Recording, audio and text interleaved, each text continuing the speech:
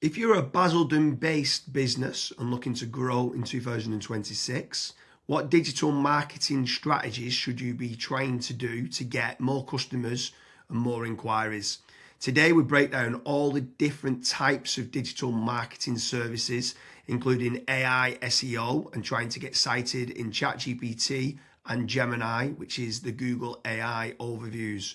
Should you be using a Basildon-based SEO agency or PPC agency, or looking to outsource to a lead generation service for Basildon new inquiries? Today I'm joined with Kazra. Kazra, what advice would you give to business owners and entrepreneurs based in Basildon area before spending any money on marketing? So for Basildon business owners, one thing that I would recommend is setting up some KPIs. You want to know exactly how much money you're spending on each marketing channel. So that would be KPI number one. KPI number two would be how many leads have actually been generated per channel. Is it 50 leads? Is it 20 leads? Is it 100 leads? Next, I would be taking a look at the contact rate of those leads. Have you been able to contact all of them? Maybe 20%, the last 50%, 5 out of the 10 leads. And then last but not least, I would be taking a look at the actual money that's been generated from those leads. How many of those leads have been turned into actual paying customers or clients? Once you have those figures in place, that's when marketing just becomes a lot more fun, a lot more predictable as well.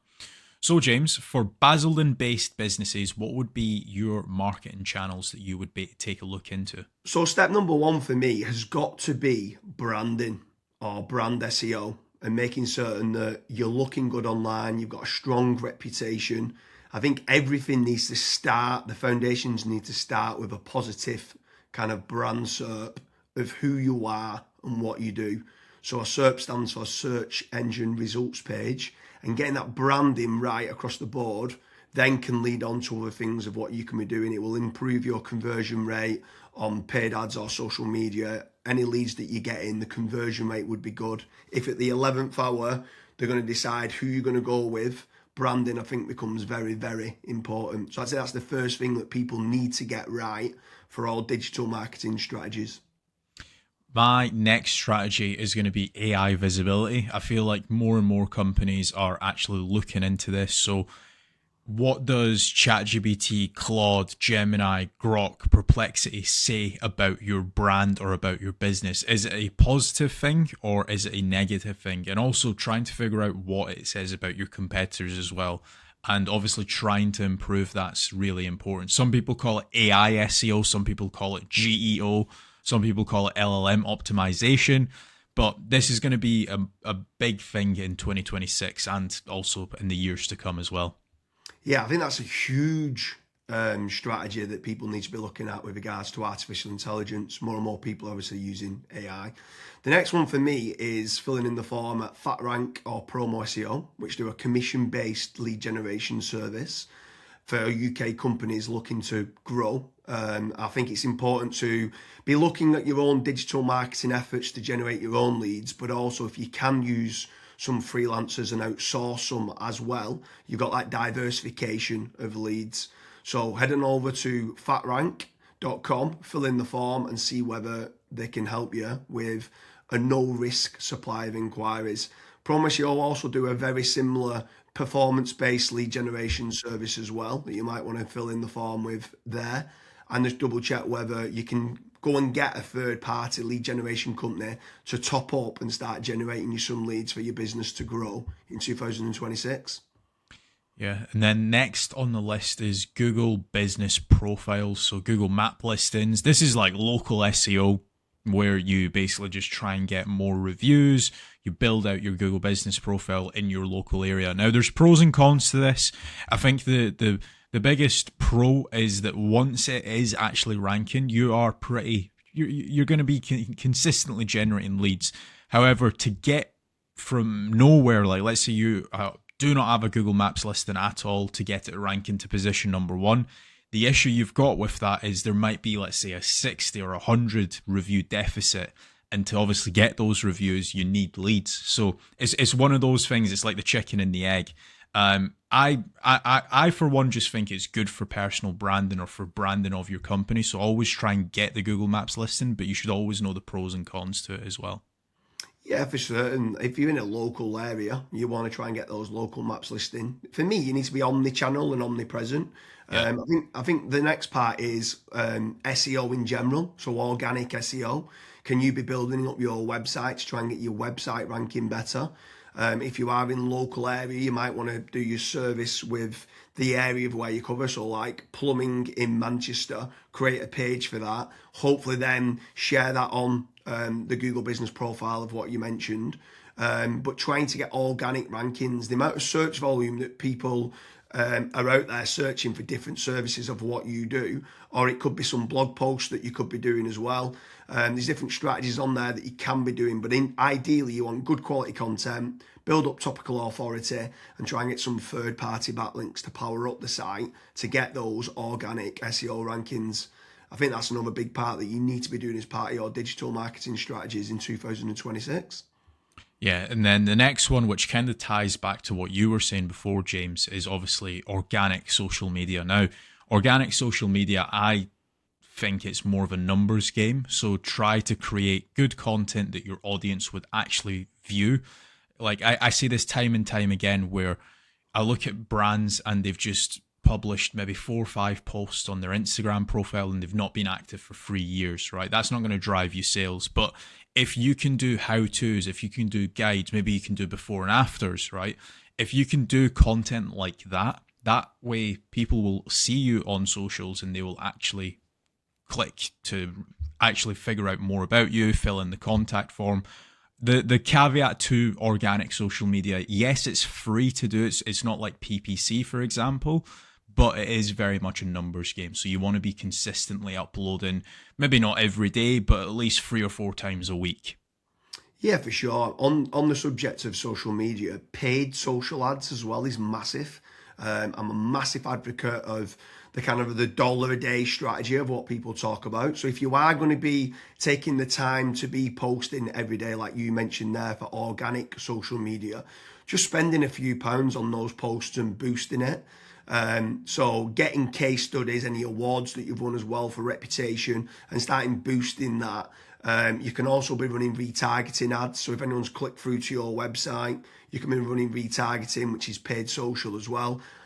Different places like Meta, so whether that's Facebook and Instagram, you've got Twitter, you've got YouTube, you can be running Pinterest, you can even run in places like Reddit as well for paid ads. And I think paid social media is still an untapped market for digital marketing strategies. Yeah. The next one is it's probably a love-hate relationship. It's PPC, right? Google AdWords or doing it on Bing, wherever. That's basically the sponsored results. So if you search for a service, it's above local SEO. Now, I have spoken, and both myself and James, we've both spoken to so many business owners that are either they've spent 10, 15, 20,000 pound on it, and they've not had a single result, or they might have had a few leads and it's just not been of quality. Or you've got other guys that have spent hundreds of thousands on it and they're like, it's the best thing that's ever happened to my business. Now, the reason why people are either they absolutely love it or they absolutely hate it is probably down to how it's been set up. Like there's so many different nuances to PPC. Like for example, having a really proactive negative keyword list, making certain that you have a set of banned IPs. Like, for example, your competitors could be clicking on your ads, and that's deemed as what's called click fraud. Making certain that you've got a high converting landing page, making certain that you KPI your sales team. So when a PPC lead comes in, that is one of the first priorities that they actually take when it comes to contacting the lead. There's all of these different nuances, and if you're not on the ball with PPC, it's probably not going to work for your business. However, if you've got a really good, well-refined sales team, you've got a really good landing page, you've got a well-kept, up-to-date negative keyword list, you are using click fraud software, at that point, it will actually probably perform well for you. But again, just know the pros and cons to PPC. Yeah, for sure. There's certainly pros and cons. There's benefits of using it to get instant leads, but like you said, the amount of people that we speak to that have burnt a lot of budget and not had the inquiries and stuff that's come through as part of the digital marketing is pretty scary. While we're on the subject of paid, obviously we spoke about paid social ads, and now you've spoke there about PPC with Google or Bing. I'm going to throw in the mix paid ads on AI platforms. It's not fully rolled out as we're doing this video, but I know that ChatGPT are looking to try and roll out ChatGPT ads. Claude, Perplexity, other kind of LLMs might start rolling it out in 2026. I think if you're one of the early adopters and innovators to get on there, I think you could be getting cheap leads or cheap contact form submissions. So it's something to look out for of doing paid AI listings and ads. I think that could be something to look out for in 2026. Next on the list, and this is a little bit out of control. You do obviously have like forums that you can get your brand mentioned in, like for example Reddit and Quora.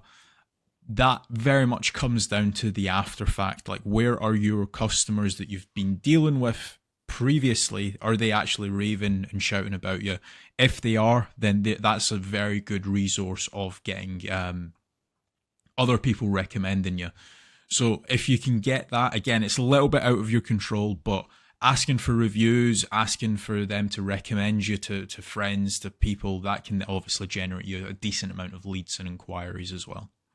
Yeah, for sure. And the add-on benefits to places like Reddit is that it's getting cited so much now in the AI overviews. So when you spoke there early on about AI visibility, if you can try to get a positive kind of lot of people talking about the products and services of what you do and some reviews on there, it's indirectly then going to help you, or directly actually is going to help you with AI visibility. And then the last one for me is tradesman websites, so like Check a Trade, Bark, or teaming up with a third party lead generation company. Something I would say with all of these practices, Kazza touched on earlier about making certain that you understand your KPIs and your ROAS, return on ad spend. I think it's very important for business owners that are doing any sort of digital marketing to be tracking how much time and effort's being put into, let's say, running organic social media or running paid ads. Everything should have KPIs put in place. And this is exactly the same then with tradesman websites like Check a Trade, Bark, Rated People, My Builder. These could all be amazing platforms to generate leads that could get you a positive return on investment. And if you do, you should continue to be using those platforms. There's certain lead generation companies out there as well that could generate you quite a lot of leads. They could be using organic SEO or PPC or social media ads to generate you those leads. But if they are getting you a positive return on investment, again, I'm all for it as part of your digital marketing strategies. But I just want to repeat one more time with regards to FatRank and Promo SEO. They do lead generation and they guarantee a return on investment. It's a commission-based lead generation service or performance-based lead generation service. So make sure you head on over there, fill in the form. That could just be one part of generating leads of many. You should be trying to generate your own. You should never have a single point of failure, and you should be trying to get that diversification. But make sure you head on over to Promo SEO or FatRank lead generation service as part of your digital marketing efforts in 2026. Thank you very much, Kazra.